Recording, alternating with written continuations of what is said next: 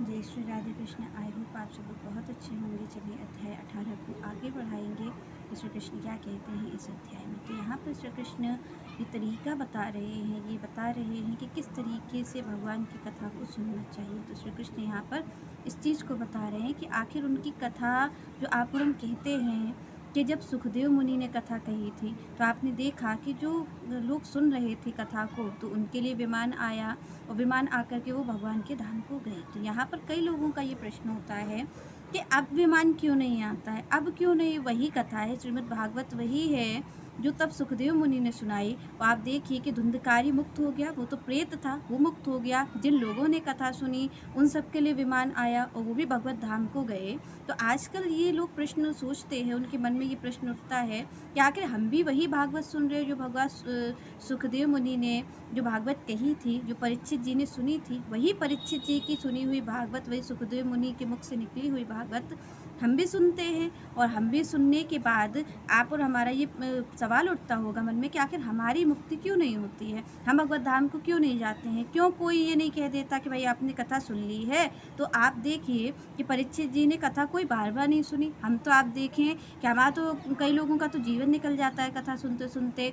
कई लोग तो कई बार सुन चुके होते हैं, वो इसी चीज़ का अभिमान करते हैं कि मैंने तो अनेकों बार कथाओं का श्रवण किया है, मैंने तो कथा सुनी है, तो अब मुझे कथा सुनने की क्या ज़रूरत है। तो यहाँ पर आप देखिए कि आप कथा सुनते हैं और कथा सुनने के बाद आपको भगवत धाम की प्राप्ति नहीं होती, आप में कोई परिवर्तन नहीं होता। इसका कारण क्या है, इसको श्री कृष्ण बताते हैं कि इसमें दो कारण हैं। यहाँ पर श्री कृष्ण कहते हैं श्रद्धावान अनसूयः च शृणुयात् अपि यह नरः सह अपि मुक्तः शुभान लोकान प्राप्नुयात् पुण्य कर्मणाम। यहाँ पर भगवान ने कहा, दो चीज़ों की बात कही भगवान ने पहली चीज़ कही है श्रद्धावान। भगवान ने कहा भाई पहली जो आप और हम कथा सुनते हैं तो कथा सुनने की दो कंडीशन यहाँ पर भगवान ने रखी है कि जब आप इन दो चीज़ों को ध्यान में रखोगे और इन दो चीज़ों को ध्यान में रख के अगर भगवान की कथा सुनोगे तो भगवान कहते हैं आज भी वही श्रीमद् भागवत, आज भी वही गीता का ज्ञान। जैसे अर्जुन मुक्त हो गए अज्ञान और मोह से, जैसे आप देखिए कि धुंधकारी मुक्त हो गया प्रेत योनि से, जैसे और लोग भगवत धाम को चले गए, तो आप और हमें भी भगवत धाम की प्राप्ति हो सकती है और इस कथा के द्वारा ही हो सकती है।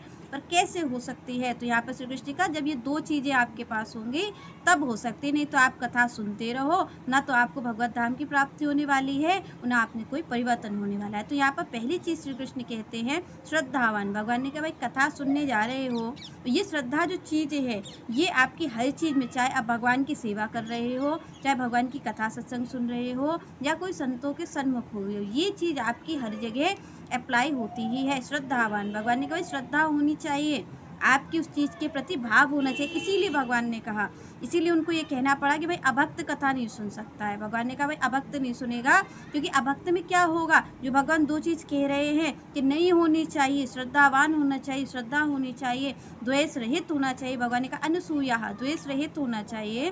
तो ये जो दोनों चीज़ें हैं, तो यहाँ पर दोनों चीज़ें आप देखिए कि अभक्त में तो मिलेंगी ही मिलेंगी, जिसका निषेध भगवान ने यहाँ भक्त के लिए किया है कि कोई कथा सुने तो ये दो चीज़ें उसमें होनी चाहिए। और यहाँ पर आप देखिए कि ये दोनों चीज़ें अभक्त में नहीं मिलने वाली हैं, क्योंकि ना तो उसमें श्रद्धा होगी, उसमें अश्रद्धा ही होगी, और ना उसमें द्वेष भाव से मुक्ति होगी, वो द्वेष ही करेगा। तो यहाँ पर इसीलिए भगवान ने कहा कि ये दो चीज़ों से जो मुक्त हो उसको मेरी कथा सुनाई जाए। तो यहाँ पर भगवान पहली चीज़ कहते हैं श्रद्धा।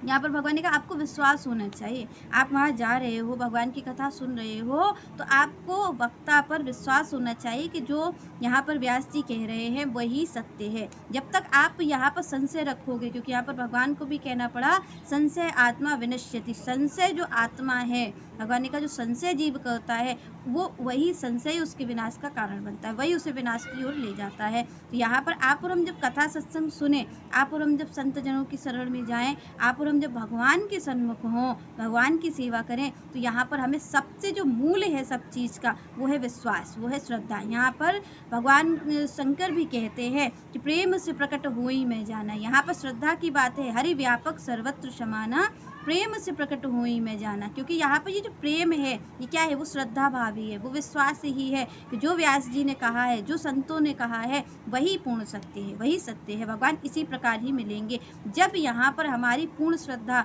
पूर्ण विश्वास हमारा होगा, जो कि प्रथम सीढ़ी है, तभी हमें जा कर के चाहिए उस भगवत धाम की प्राप्ति होगी। क्योंकि भगवान ने कहा कि भाई 2 चीज़ें अगर नहीं होंगी तो आप किसी युग में बने रहो, और तो और भगवान आपके सन्मुख क्यों ना बने रहें। अगर आपने श्रद्धा और द्वेष से मुक्ति नहीं है तो भगवान सन्मुख होंगे, वो भी आपको भगवत प्राप्ति नहीं करा सकते, वो भी अपने धाम नहीं भेज सकते।